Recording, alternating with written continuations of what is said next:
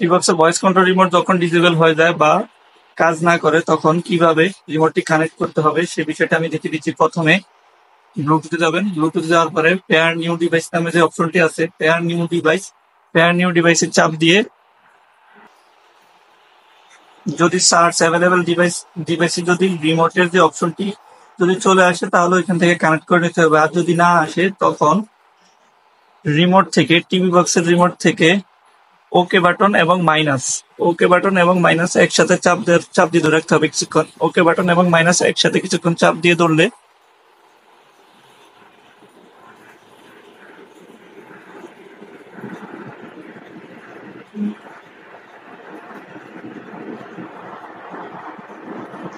এই যে রিমোটটি চলে এসে ওকে বাটন এবং ভলিউমের মাইনাস একসাথে চাপ দিয়ে ধরলে রিমোট অপশনটি চলে আসবে, রিমোট G10 অপশনটি চলে আসবে।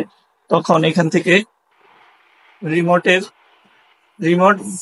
G10 অপশনটি কানেক্ট করে নিলে এই যে ভয়েস কন্ট্রোল রিমোট এখন কানেক্ট হয়ে গেছে।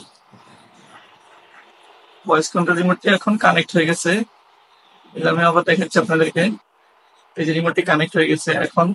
এখন কিন্তু খুব ইজিলি ভয়েস কাজ করবে এবং সকল রিমোট দিয়ে সকল কাজ করবে। ধন্যবাদ।